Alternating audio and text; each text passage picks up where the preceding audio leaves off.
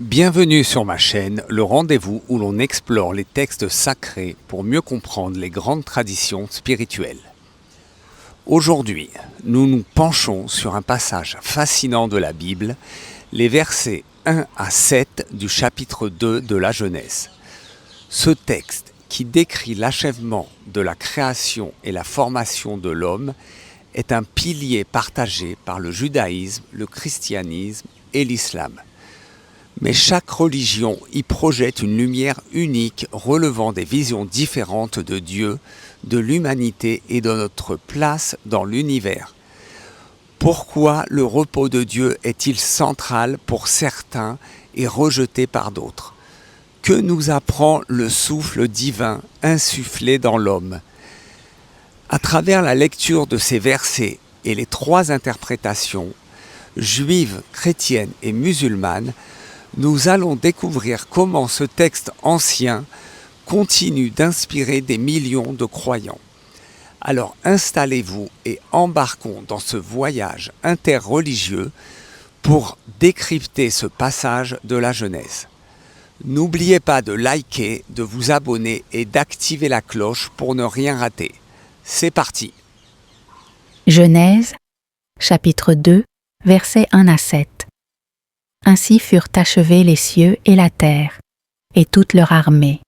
Dieu acheva au 7e jour son œuvre, et il se reposa de toute son œuvre qu'il avait faite. Dieu bénit le 7e jour, et il le sanctifia, parce qu'en ce jour, il se reposa de toute son œuvre qu'il avait créée en la faisant. Voici les origines des cieux et de la terre, lorsqu'ils furent créés. Lorsque l'Éternel Dieu fit une terre et un ciel, aucun arbuste des champs n'était encore sur la terre, aucune herbe des champs n'avait encore poussé, car l'Éternel Dieu n'avait pas fait pleuvoir sur la terre, et il n'y avait point d'homme pour cultiver le sol. Mais une vapeur s'élevait de la terre, et arrosait toute la surface du sol.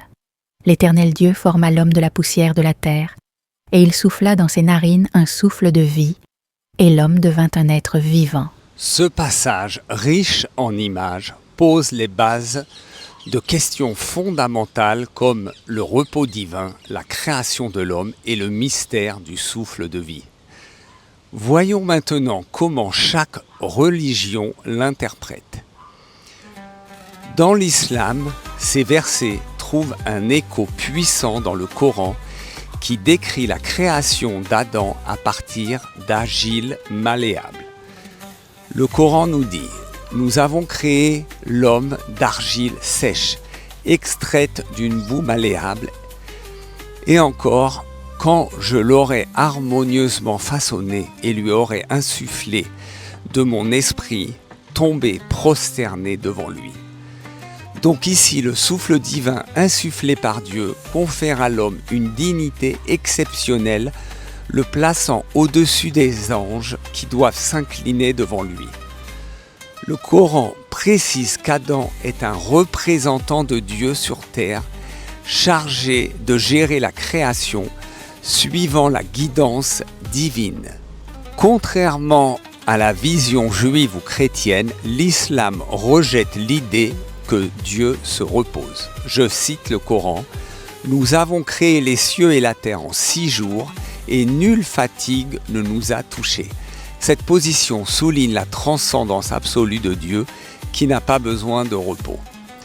De plus, l'islam ne relie pas ce passage à une notion de péché originel ou de rédemption, mais à la responsabilité de l'homme à vivre en soumission à Dieu.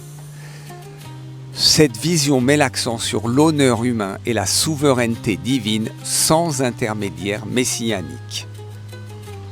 Pour le judaïsme, il s'agit ici d'un texte fondamental qui établit 2 piliers de la foi, le Shabbat et la création de l'homme. Le Shabbat, béni et sanctifié par Dieu, n'est pas un simple repos, mais un acte spirituel profond. Le Talmud enseigne que cesser le travail le 7e jour, c'est imiter Dieu et affirmer l'alliance entre lui et le peuple d'Israël. Ce jour sacré structure le temps juif, rappelant à l'homme ses limites et sa responsabilité de sanctifier la création. Comme dit le Midrash, le Shabbat est un palais dans le temps, un moment où l'on se connecte à l'éternité. Concernant l'homme façonné de la poussière et animé par le souffle divin, ce passage enseigne l'humilité et la grandeur. Rabbi Yehuda Halevi, dans son ouvrage Le Kuzari, résume « L'homme est poussière et gloire à la fois. La poussière rappelle notre lien à la terre, notre mortalité. Le souffle divin nous élève, faisant de nous des partenaires de Dieu dans la gestion du monde. Contrairement aux autres traditions, cette vision juive ne lie pas l'homme à un sauveur ou à une rédemption future, mais à une responsabilité immédiate dans le monde présent, ancrée dans la pratique de la Torah. Pour les chrétiens, ces versets sont une porte ouverte sur le mystère du Christ et la promesse du salut. Le repos du 7e jour, où Dieu achève son œuvre, est interprété comme une configuration du repos éternel promis aux croyants, décrit dans les Hébreux comme un Shabbat éternel. Saint Augustin, dans la Cité de Dieu, voit dans ce repos une anticipation de la vie éternelle auprès de Dieu, où l'âme trouve sa paix ultime. Le souffle divin insufflé dans l'homme est perçu comme une image de l'Esprit Saint qui donne la vie spirituelle, un thème repris dans Jean 20-22 où Jésus souffle sur ses disciples pour leur transmettre l'Esprit. L'homme créé de la poussière à l'image de Dieu porte une dignité unique, mais sa chute, annoncée plus tard dans la Genèse, souligne son besoin de rédemption. C'est là que le Christ entre en scène, comme le nouvel Adam. Il restaure l'humanité déchue par sa mort et sa rédemption. Mais venons-en maintenant à la critique, parce que ces versets de la Genèse, aussi inspirants soient-ils pour les croyants, ont aussi suscité des débats féroces depuis des siècles.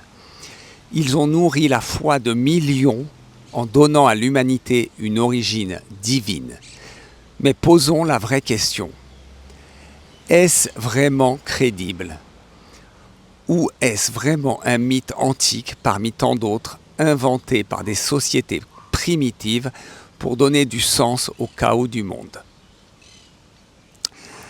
Spinoza, au XVIIe siècle, dans son traité théologico-politique, tranche net.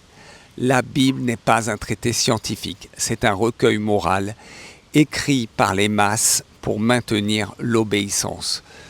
Dieu qui se repose le 7e jour, pour Spinoza, c'est un anthropomorphisme ridicule. Un Dieu infini et éternel n'a pas besoin de pause comme un ouvrier épuisé. Ce n'est pas Dieu qu'on décrit, mais bien l'homme qui projette son image sur Dieu. Voltaire, au XVIIIe siècle, se moque encore plus crûment.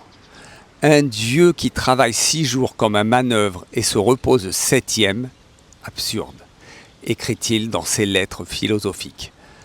Pour lui, le Shabbat n'est pas une vérité cosmique, c'est un rituel social inventé pour encadrer la société. Bref, une fable naïve, incompatible avec la raison. Ludwig Feuerbach, au XIXe siècle, inverse totalement la perspective dans l'essence du christianisme. Quand la Genèse dit que Dieu façonne l'homme de la poussière et lui insuffle la vie, Feuerbach répond « C'est l'inverse, ce sont les humains qui inventent un Dieu pour combler leur impuissance face à la nature. Dieu n'est pas le créateur de l'homme. C'est l'homme qui crée Dieu à son image. » Et Nietzsche, lui, ne mâche pas ses mots. Dieu est mort. Pour lui, l'idée que l'homme dépende d'un souffle divin pour exister est une insulte à la vitalité brute de la vie. La religion, dit Nietzsche, invente la faiblesse et la dépendance. Elle transforme la poussière terrestre en excuse pour soumettre l'humain à l'obéissance, au lieu de célébrer sa force instinctive. Sigmund Freud, au XXe siècle, va encore plus loin. Dans L'avenir d'une illusion, il explique que les récits, comme celui de la Genèse, ne sont que des constructions psychologiques. Le Dieu créateur qui insuffle la vie, une figure paternelle idéalisée, inventée pour calmer nos peurs. Le souffle divin, selon Freud, c'est juste une métaphore pour combler le vide que laisse notre peur de la mort. Autrement dit, la religion n'est pas une vérité, c'est une illusion collective. Jean-Paul Sartre, lui, rejette violemment l'idée d'un créateur. Dans L'existentialisme est un humanisme, il dit « L'homme est condamné à être libre ». Autrement dit, pas de créateur, pas d'essence prédéfinie, pas de souffle divin qui dicte qui nous sommes. L'homme se définit uniquement par ses choix. Ces récits bibliques, selon Sartre, nous enferment dans une essence imposée et nous empêchent d'assumer notre liberté absolue. Marie Daly, grande théologienne féministe du XXe siècle, critique la Genèse pour une autre raison, son patriarcat. Dieu masculin façonne Adam en premier et ne crée la femme qu'après. Pour Daly, ce n'est pas un mythe innocent, c'est une légitimation de la domination masculine. Le souffle divin qui élève l'homme, en réalité, dit-elle, il sert surtout à sanctifier une hiérarchie où la femme est subordonnée. Karl Marx, lui, voit la religion comme l'opium du peuple. Ce récit de la Genèse avec son Dieu créateur, son repos divin, son Shabbat n'est pour lui qu'un outil politique. Ça sert à détourner les masses de la lutte contre l'exploitation en leur faisant accepter leurs conditions. La religion, dit Marx, glorifie un souffle divin imaginaire, mais empêche l'homme de transformer le monde réel. Et puis, bien sûr, arrive la science moderne. Charles Darwin, en 1859, dans L'origine des espèces, prouve que l'homme n'est pas façonné en un instant de poussière, mais qu'il est le produit de millions d'années d'évolution. Richard Dawkins, athée contemporain, enfonce le clou. La Genèse, dit-il, n'est qu'un mythe poétique, charmant, mais scientifiquement absurde. Et aujourd'hui, les critiques écologiques reprennent le flambeau. Ces versets qui placent l'homme au-dessus de la nature ont justifié des siècles d'exploitation. Lynn White Jr., en 1967, accuse le christianisme d'avoir encouragé cet anthropomorphisme destructeur. Résultat, déforestation, réchauffement climatique, pollution. Bref, tout un monde détruit au nom d'un récit qui nous place au-dessus de la terre au lieu de nous ancrer. Et si on sort des religions abrahamiques, le bouddhisme par exemple rejette totalement l'idée d'un Dieu créateur. Pour lui, l'univers est un cycle sans début et sans fin. L'idée d'un souffle divin qui donne la vie, une illusion. Ce qu'on appelle Maya, une croyance qui nous attache à un soi permanent, alors que pour le bouddhisme, ce soi n'existe pas. Ici, pas de Dieu qui crée l'homme, seulement un univers interconnecté en perpétuel changement. Voilà la tension éternelle de ces versets. Un texte qui enseigne l'humilité en nous parlant de poussière animée par un souffle, mais qui paradoxalement nourrit l'orgueil humain en nous plaçant au centre de la création. Alors Spinoza, Voltaire, Nietzsche, Lynn White et même les perspectives bouddhistes, tous dénoncent l'illusion d'un récit sacré qui humanise Dieu et divinise l'homme, masquant notre vulnérabilité réelle face à la nature et à l'univers.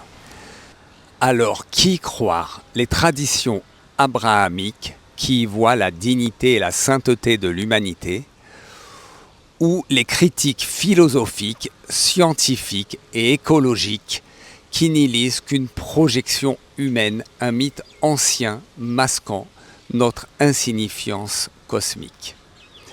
À vous de juger, inverser 3 voies religieuses et toujours cette question lancinante: qui ou quoi a vraiment soufflé la vie en nous?